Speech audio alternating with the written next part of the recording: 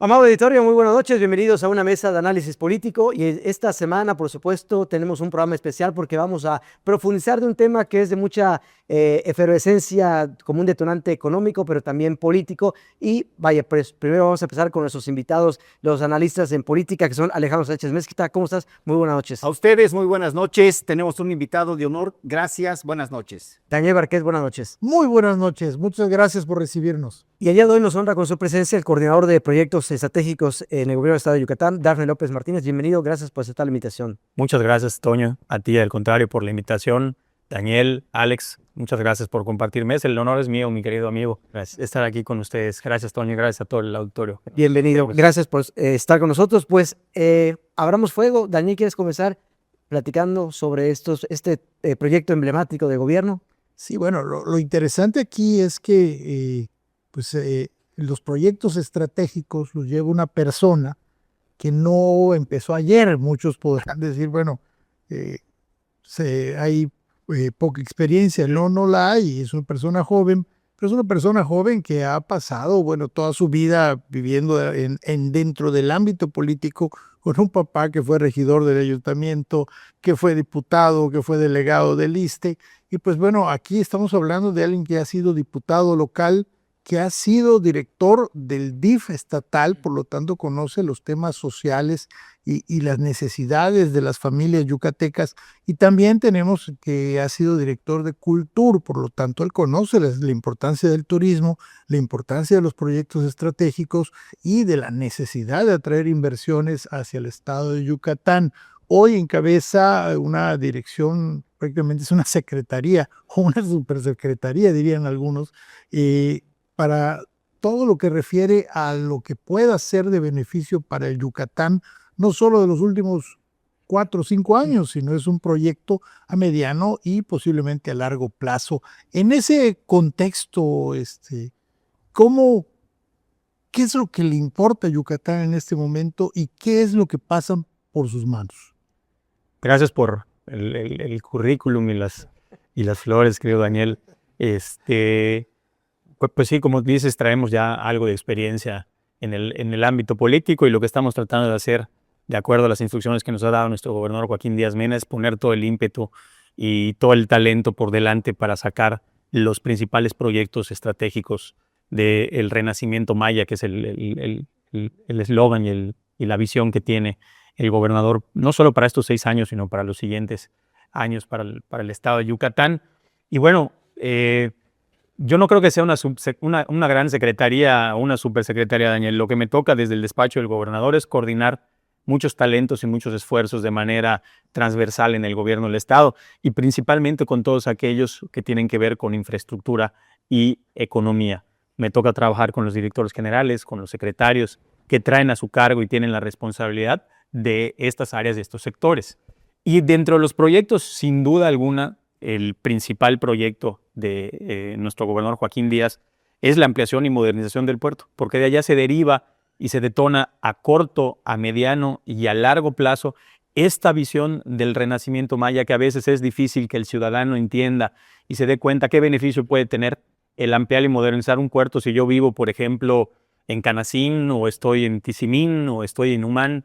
¿Y a mí qué pasa con este tema del puerto? Entonces, precisamente en esta visión del renacimiento maya, en lo que se trata es que, como él lo explica, como nuestro gobernador lo dice, los mejores años de Yucatán estén por venir, pues con este legado de obras, a corto plazo generemos empleo, generemos proveeduría local, generemos industria, pero a mediano y largo plazo vayamos aterrizando un esquema educativo con mejores ingresos cuando los jóvenes salgan de estudiar, mayores empresas que puedan generar empleos para estos nuevos talentos en Yucatán y detonemos economías, industrias que hoy no existen en nuestro estado de Yucatán y que seguramente iremos platicando conforme vaya avanzando la charla con ustedes, Daniel.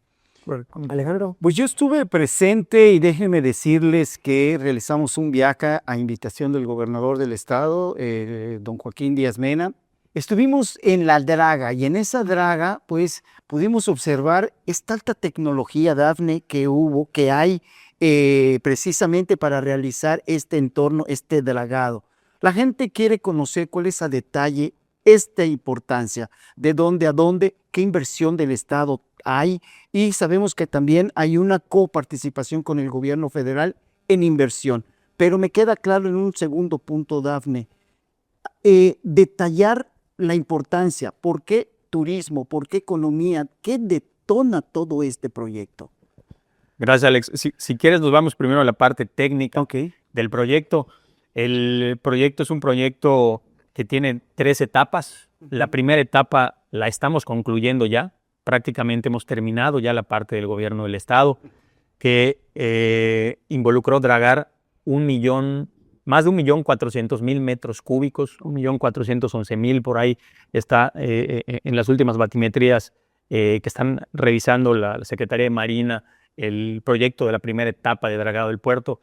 Para que ustedes dimensionen, este dragado equivale, este volumen, bueno, darle 1.400.000 metros cúbicos, ¿a qué equivale?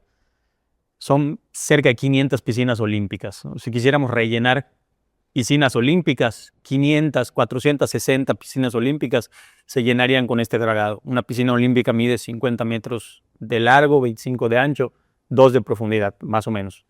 Pues equivale a eso, a 460 piscinas olímpicas. ¿Y qué hicimos en el puerto en la primera etapa?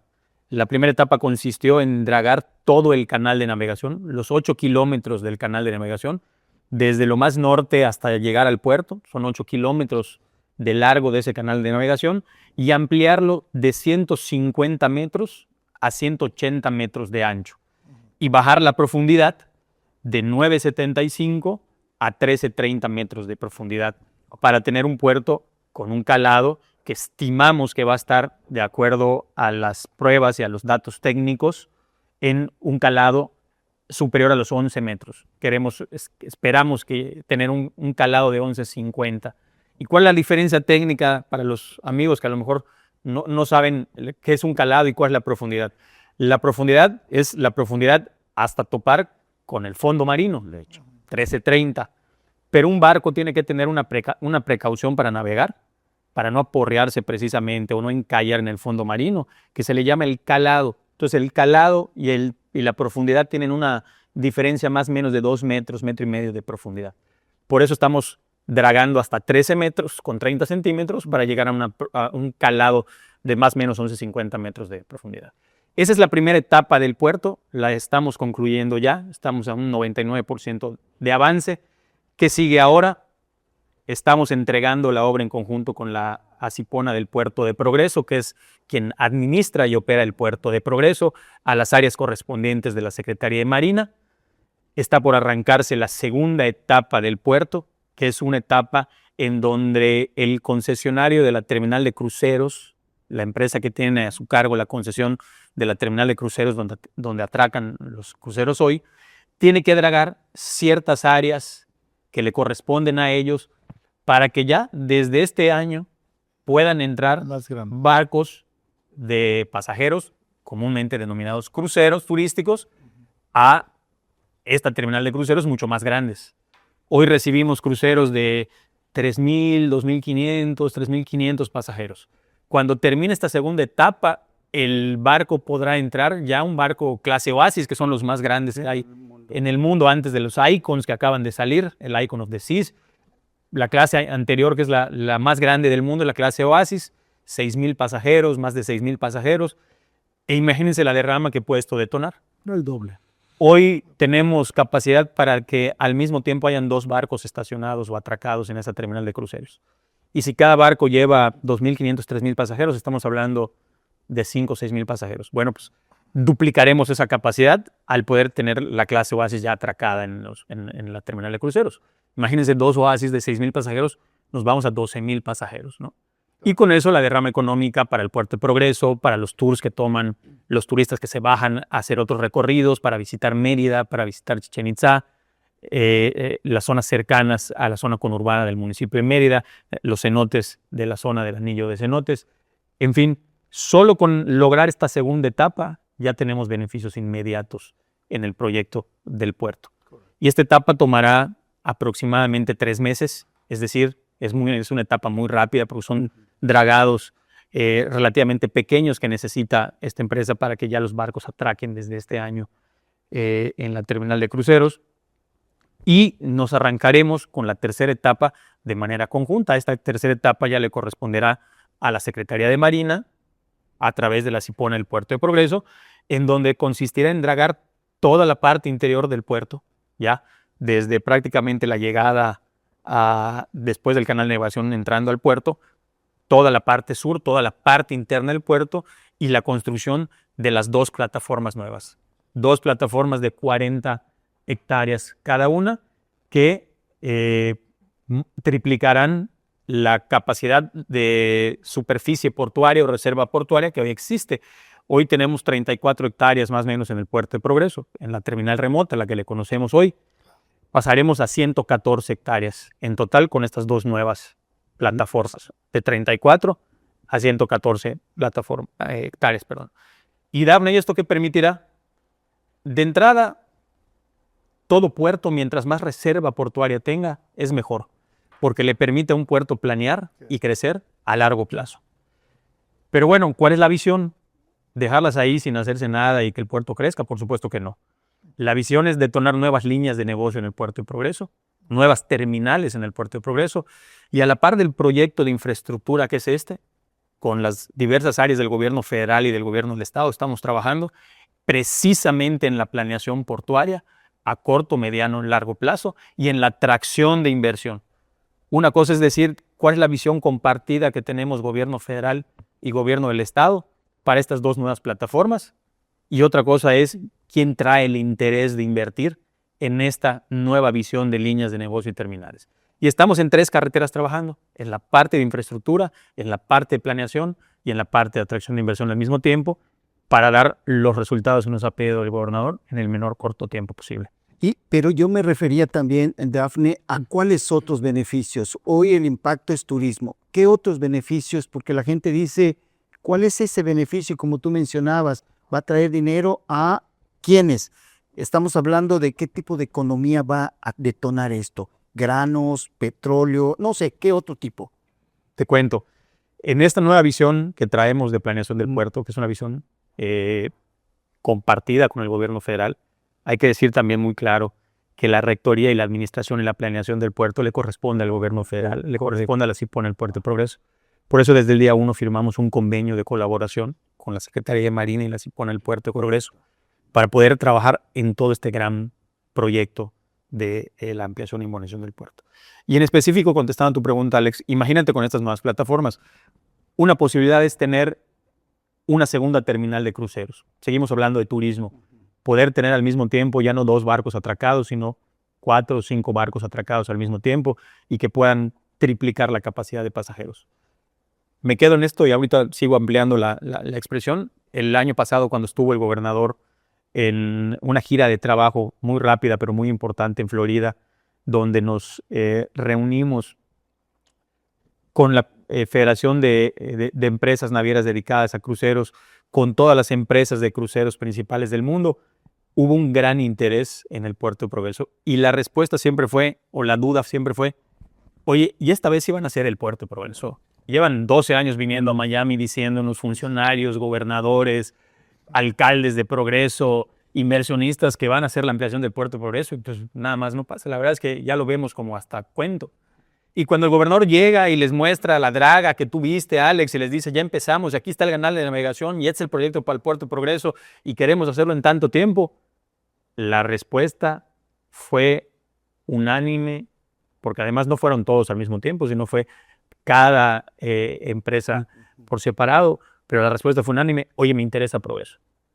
Dame tus fechas, dame tu característica técnica del proyecto, voy a hacer mi planeación. Hay que recordar que en la industria de cruceros, la planeación de las llegadas a los puertos, las empresas las hacen con 1 o 2 años de anticipación, es decir que para planear dónde irá un crucero pasan entre 12 y 24 meses de acuerdo a la planeación de cada empresa. Entonces mándame inmediatamente la información porque queremos que en el 2027 tengamos ya los primeros arribos a Progreso de nuestros cruceros. Y hoy que tenemos también, bueno, solo tenemos una terminal de cruceros. Es decir, hay cierta limitación en espacio para que puedan estar atracados. Una segunda amplía la posibilidad, ¿no? Habrá más muelles de atraque para poder tener más barcos atracados. Si nos seguimos, tener una terminal de usos múltiples en el puerto de Progreso nos permite atraer más carga, ¿no? Y nos permite además, con la planeación que estamos haciendo en el estado de Yucatán de atracción de inversión, transformar aquí materia prima, materiales, que puedan salir del puerto de Progreso a la costa este de Estados Unidos, que esa es la gran visión.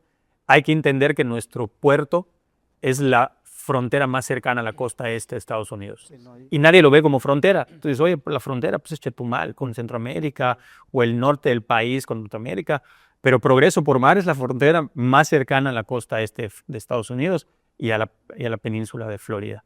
Y entonces, trabajando con el puerto interior, ¿qué es el puerto interior? Pues lo que sucede adentro, en la tierra, en el hinterland, como se le llama, en la industria portuaria, al territorio que abarca un puerto, donde incide un puerto, trabajando en el Estado, trabajando al interior del Estado con estos polos de bienestar que el gobernador también está impulsando cerca de Progreso, en la zona sur de Mérida, en la zona del oriente antes de salir en la zona de Canacín y por supuesto cerca de la terminal del aeropuerto de Cagua, pues lo que queremos es tener un ecosistema de atracción de inversión que le permita darle vida al puerto de Progreso y que Progreso se vuelva en la frontera más cercana a la costa este. ¿Y esto cómo lo siente el yucateco? ¿Cómo lo percibe el yucateco?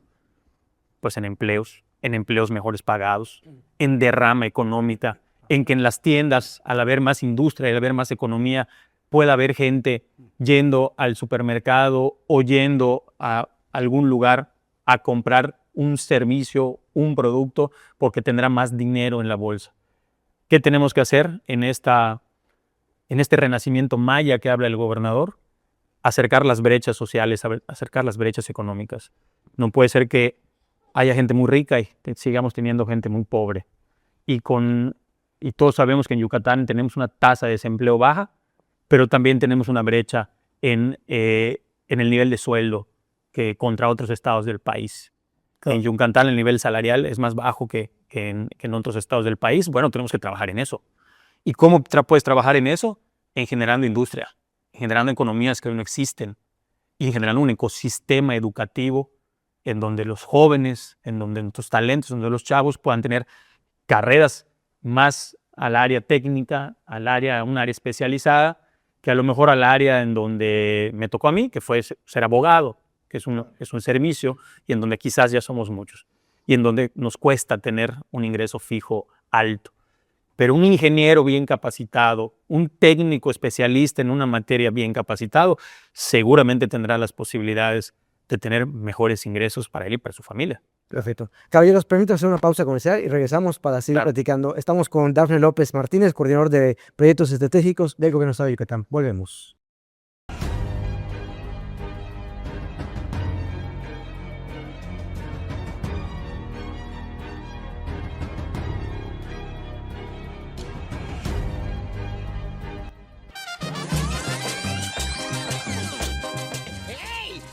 Bienvenidos, es viernes, este check de la noticia a través de clips de televisión, streaming para todos ustedes. Ya saben qué hacer. Vamos a dar inicio porque tenemos un menú desinformativo. Y les voy a mostrar aquí cómo es un estadio. ¿Qué es esta madre? ¿Qué estamos haciendo acá? Ginas, ay, si me ensartas placa, ay, voy a parecer así una aceituna en un palillo de dientes. Ay, sí, ay, mira nada más, por Dios. Y soy barrendero, me gusta limpiar, ¿qué hago con...? Macta te espera todos los fines de semana con lo más gracioso de Yucatán y el mundo. No te lo pierdas, todos los viernes a través de la señal de Grupo Eclipse.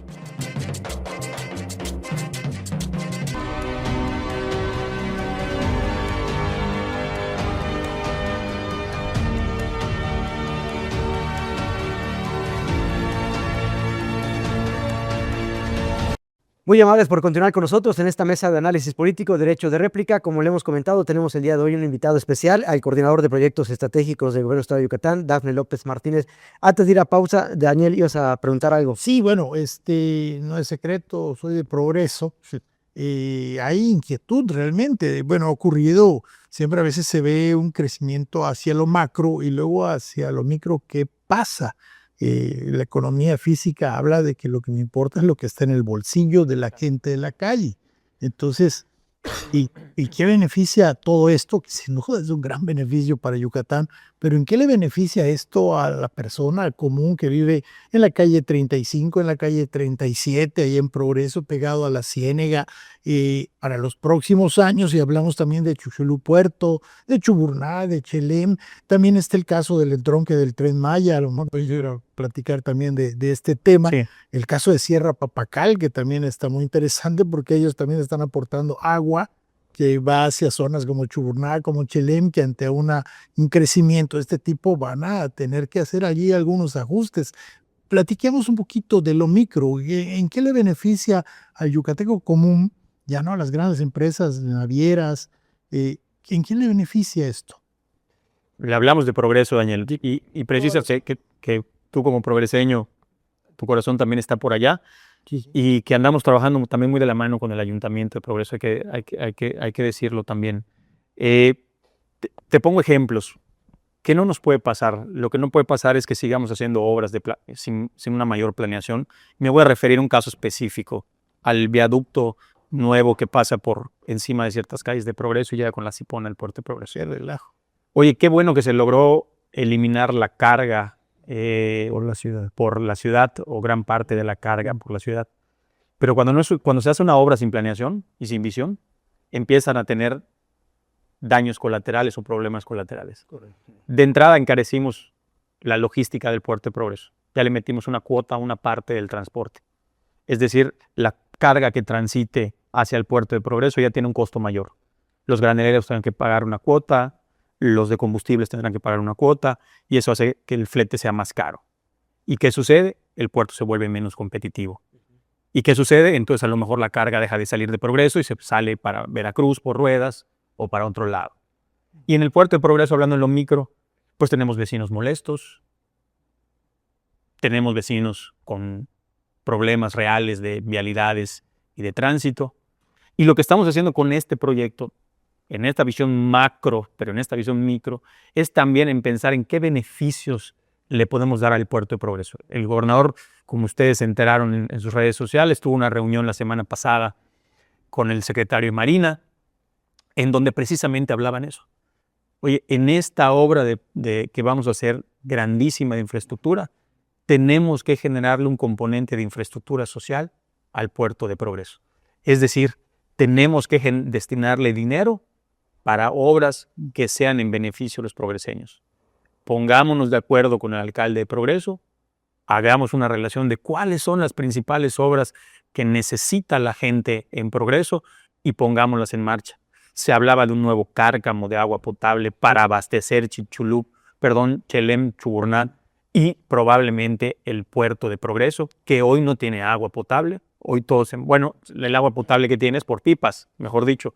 Entonces, poder ya abastecer con un nuevo cárcamo de agua el puerto de Progreso y darle mejor servicio a la gente de Progreso.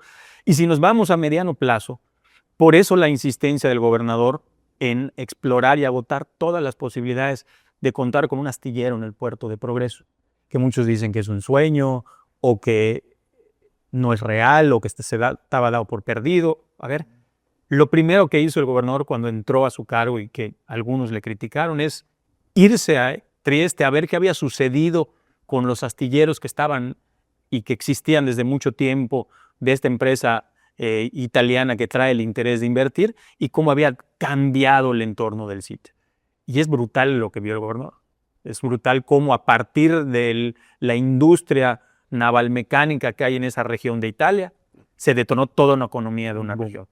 Y si hablamos en específico en Progreso, imagínense que logramos tener el astillero, que estamos trabajando sobre ello, y logramos tener un taller mecánico ahí mismo. ¿Qué es eso? Es un tallerzote mecánico para reparar embarcaciones. Así como hay talleres mecánicos para reparar vehículos, hay talleres mecánicos gigantescos para reparar embarcaciones. Imagínense que llegue un barco a repararse en este taller mecánico en Progreso. Pues seguramente se necesitará personal especializado en pintura, personal especializado en hélices, se necesitarán proveedurías como cueros, forros para reforrado de la parte interior del crucero, se necesitará otras proveedurías de metal, aceros, semiconductores, audio, video. Y Progreso es el principal beneficiado. La Universidad del Mar es una gran oportunidad para empezar a preparar a nuestros jóvenes de Progreso. Y a partir de eso le ponemos el primer componente de este taller mecánico, es esa primera capa, Daniel. Cómo a través de la llegada de un taller mecánico en Progreso, generamos esta primera atracción de inversión. Okay. Y para generar esta atracción de inversión, de inmediato tiene que estar preparado el joven. Tenemos que adecuar nuestro sistema educativo, moldear las carreras técnicas para las profesiones y necesidades que se requerirán en este taller. Nos vamos a una segunda capa. Imagínense que gran parte de la flota que transita en el Caribe de cruceros, que sale de Houston, de Galveston, de Florida, de Miami, de Tampa, pasan enfrente de nosotros. Al tener el taller mecánico acá, seguramente las navieras, porque nos han dicho, oye, me interesaría explorar la posibilidad de que Progreso se convirtiera en un comport. ¿Qué es un comport? De donde salen los cruceros, donde el pasajero llega a tomar su crucero y va haciendo las paradas del crucero hasta llegar al retorno, que es nuevamente al puerto de salida, en la gran mayoría de las veces. ¿Y qué conlleva eso? Pues que seguramente tengamos que tener más frecuencias aéreas en nuestro aeropuerto de Mérida para que los cruceristas puedan llegar a Mérida y tomar el crucero. Y después, ¿qué seguirá? Que tengamos más noches de hotel ocupadas.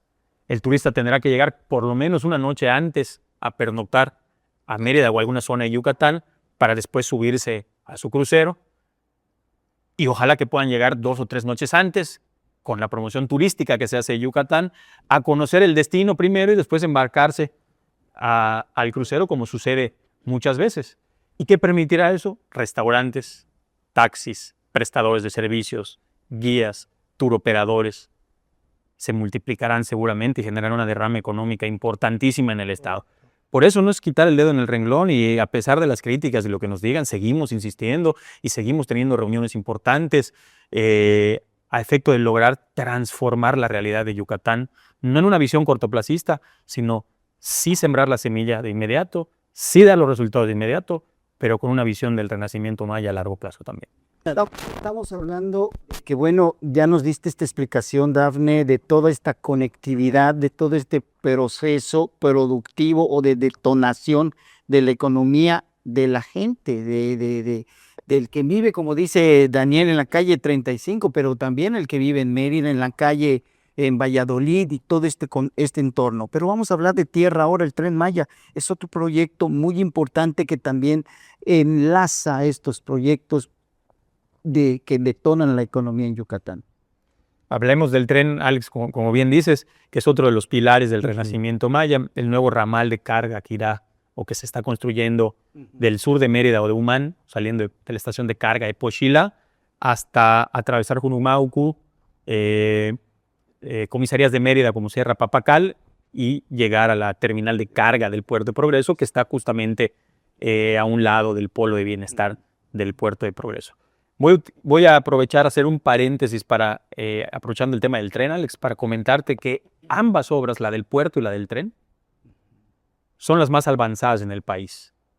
Progreso fue el primer puerto que arrancó y el único puerto que arrancó el año pasado. Y fue porque el gobernador puso dinero por delante, puso presupuesto del estado de Yucatán por delante. 1.500, 1.600 millones de pesos por delante. Lo mismo sucedió con el tren, Alex. Por eso ese es el paréntesis que quería hacer. Somos el tren más avanzado en el país. He platicado con el general Vallejo, con el general Águila. El general Vallejo es el ingeniero general a cargo del agrupamiento Felipe Ángeles, que es el constructor del tren. Y nuestro general Lozano Águila es el director del Tren Maya. Y nos dicen lo mismo. Yucatán también está siendo ejemplo para el país, para otros trenes. ¿Y por qué? Porque también allá hay inversión del Estado. No es un proyecto únicamente federal. El gobernador puso por delante la adquisición de todo el derecho de vía. Es decir, por donde va a transitar el tren, hay que trabajar con privados y públicos, es decir, comuneros, ejidatarios, ejidos, a efecto de llegar a los acuerdos para poder tener la liberación del derecho de vía por donde transitará el tren. Y sin esto el tren no hubiera podido arrancar, como le ha pasado a otros trenes en el país, en donde o por falta de presupuesto o por falta de estar no soltando el tema con todos en una liberación de derecho de vía, no ha podido avanzar como ha avanzado Yucatán el proyecto del tren. La primera etapa se quiere terminar en octubre, que es prácticamente ya poner en marcha este ramal del tren. Estamos a unos meses ya de octubre. Son 48 kilómetros de vía férrea que conectarán la terminal de carga de Pochilá, que esta terminal es importante porque es la que nos permite ya conectarnos con todo el Tren Maya, en el corredor del Tren Maya, pero no solo con el Tren Maya, sino hacia el centro del país, ya con toda la red ferroviaria nacional. Es decir, una mercancía que llega del puerto de Progreso y hay un hub logístico en el nodo de Progreso, en nuestro polo de bienestar de Progreso, en la terminal de carga de Progreso, puede ser embarcada en Progreso y a través de este ramal de carga, pasando por la terminal de carga de Pochilá, irse al centro del país ya sin parar, con una vía férrea totalmente conectada.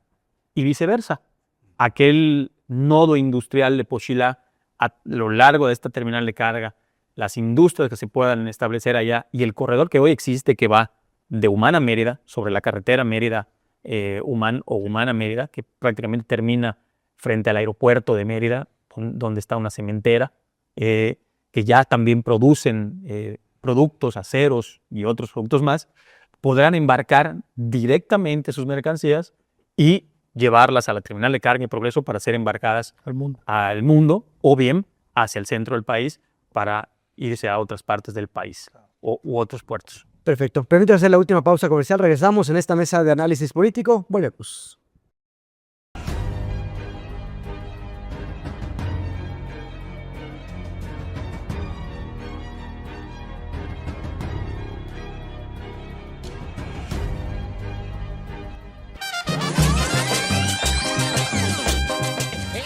Familia, bienvenidos. Es viernes, este check de la noticia a través de Clips de Televisión, streaming para todos ustedes. Ya saben qué hacer. Vamos a dar inicio porque tenemos un menú desinformativo.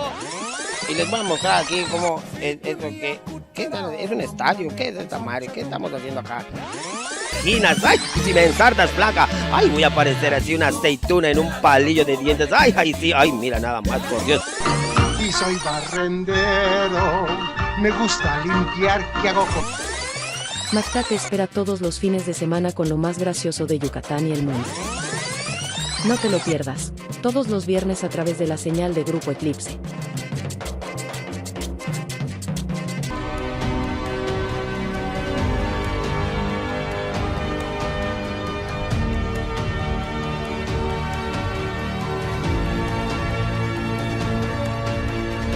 Estamos de regreso. Dafne López Martínez, coordinador de proyectos estratégicos del Gobierno del Estado de Yucatán, nos acompaña esta noche en esta mesa de análisis político. Y este es el último bloque. Vamos a platicar sobre otros temas que hay finalmente en este gobierno. Daniel.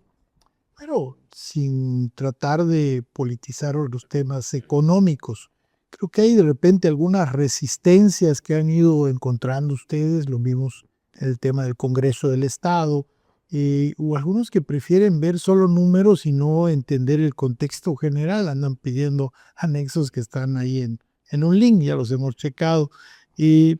¿Con qué hay que luchar ahorita? ¿Qué sigue? ¿Qué se van a enfrentar? ¿Y cuál es, en ese sentir de ser una persona muy próxima al gobernador del estado, cómo brincar todas estas inercias que a veces no quieren que el estado avance? De repente se señala a la persona que está a cargo de algunas acciones, se les olvida que esto ha ocurrido en otras administraciones. Esa silla de poder alguna vez la tuvo Fernando Ponce, quizá la tuvo Ricardo Dager, Nicolás Madáguar, en tiempos más recientes los Juanes Álvaro, padre e hijo. Hoy es José Daniel López Martínez el que da la cara por estos proyectos estratégicos. La defensa a veces es un poco complicada, es complicado avanzar. Es normal, Daniel, y la verdad es que muchos han hablado del tema y en mi caso y con toda humildad yo te tengo que decir que yo no lo veo como una silla de poder, ni mucho menos, y creo que el gran reto que tenemos por delante es ayudar a nuestro gobernador Joaquín Díaz Mena, a unir visiones y a unirse a la visión que él trae de desarrollo en los próximos años y de bienestar que él trae para los yucatecos. Como ustedes lo conocen y lo conocen todos los yucatecos, por eso fue el gobernador más votado en la historia de Yucatán. Abrumador triunfo, porque conocen la calidad humana de nuestro gobernador, conocen la sensibilidad que tiene nuestro gobernador, conoce todos los rincones del estado, conoce que tiene que atender a su pueblo desde una visión social, pero con también obras transformadoras que deje como legado y que permitan sacar adelante al pueblo de Yucatán. Y por eso los programas sociales que no ha descansado de entregar y de dar, pero por otro lado también estas obras transformadoras en visión y en legado que trae el gobernador. Y nuestro reto por delante, lejos de, insisto, que yo vea que es una silla de poder, no lo es en lo absoluto. La misión que tengo es tratar de que todos tengan la misma visión que tiene nuestro gobernador del estado, que es la visión que les he dicho del renacimiento maya. Las sillas, las posiciones pasan, mi querido Daniel, y todo tiene un término y un tiempo de caducidad. Este gobierno termina en el 2030, ya prácticamente estamos a año y medio de haber arrancado y acompañado al gobernador en este gobierno y tenemos prisa. El gobernador tiene prisa por dar resultados y por hacer las cosas y hacer las cosas bien. Y si algo tengo claro es que tenemos que darle el resultado al gobernador, ayudarlo a dar el resultado. Y eso solo se logra con humildad, con unión y con esa fortaleza de que al gobernador lo respalda el pueblo de Yucatán y que seguramente estaremos tras él siempre apoyando y respaldando esa visión que trae, porque es una visión altamente sensible y, insisto, por eso fue el gobernador más votado de Yucatán en la historia. Muchas gracias. Dafne, hemos visto también que ha señalado el gobernador que el 80% más o menos, poco más, poco menos, de los proyectos de campaña ya están iniciados, ya se están cumpliendo a año y medio. Pero hay algo que me deja también con para preguntarte, ¿no? ¿Qué pasa con el anillo, el segundo anillo metropolitano? Hemos visto que se negó por parte de los diputados, pero todos vemos una urgente necesidad de que haya este proyecto. ¿Qué ha pasado? El anillo metropolitano, como todos sabemos y bien dices, Alex, pues bueno, el Congreso del Estado no aprobó la solicitud de empréstito o endeudamiento por parte del Ejecutivo, pero no dejamos de trabajar. ¿Qué estamos haciendo mientras tanto? Estamos trabajando en la conceptualización técnica del anillo, que no es nada sencillo. Hay que entender que también es una vía, o será una vía, que seguramente será un factor clave en la planeación de la zona metropolitana de Mérida y de la zona conurbada Mérida y sus municipios. Y con esa visión también tenemos que entender esta nueva vía. No es nada más construirla por construir. ¿Cómo vamos a afectar el crecimiento de Mérida a futuro? La zona conurbada, también los municipios como Humao, Cuca, Nacín, y toda la zona conurbada Mérida, y lo tenemos que hacer con una visión amplia. Entonces, bajo ese sentido, estamos siendo muy responsables también en la planeación del proyecto y también a lo largo de la adquisición del derecho de vía del tren, al menos en esta primera etapa de Progreso a Pochila, estamos adquiriendo el derecho de vía del anillo metropolitano para dejarlo listo para que cuando haya mejores condiciones y tengamos los recursos suficientes, se pueda arrancar ese anillo metropolitano. Pero mientras tanto no hemos dejado de trabajar en la estructuración técnica y en la adquisición del derecho de vía del Jamí. Otro proyecto estratégico que pueda darle este detonante a Mérida, ¿cuál sería la otra prioridad del gobierno del Estado? Pues lo tiene muy claro y muy definido el gobernador en los 4 pilares del renacimiento maya en materia de infraestructura. Sí.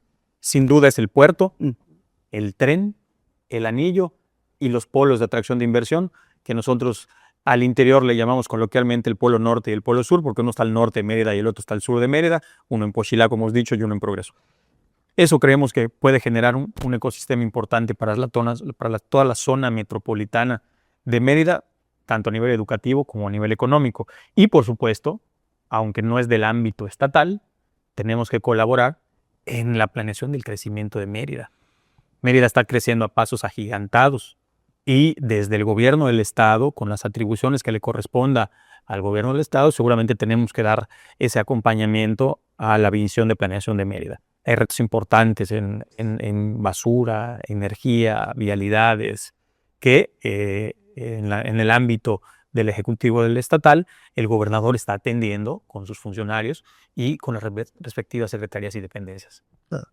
Perfecto. Pues Dafne, yo quiero agradecerte la presencia que has tenido con nosotros. ¿Algún comentario final para cerrar este espacio? Agradecerte mucho, Toño, la oportunidad de hablar acerca de los proyectos estratégicos, Daniel, Alejandro, porque a veces es complicado hacerle y explicarle a la gente estas obras tan grandes que a veces las ve la gente lejanas, pero a través de los micrófonos, cámaras como las de ustedes y el espacio que nos han permitido, que me han permitido, seguramente la gente, espero que haya entendido un poquito mejor estos grandes proyectos que trae nuestro gobernador denominado Renacimiento Maya. Al contrario, te agradezco mucho la presencia. Daniel, igual un placer. Muy buenas noches. Alejandro Sánchez, un gusto. Pues a ustedes, gracias, compañeros, pero sobre todo Dafne, gracias por el Dafne, a esta entrevista. Dafne López Martínez, coordinador de proyectos estratégicos del Estado de Yucatán. Gracias por aceptar la invitación. Ha sido un placer. Muchas gracias. Buenas noches. Y gracias a ustedes. Buenas noches. Descansen. La próxima semana una nueva cita. Hasta entonces.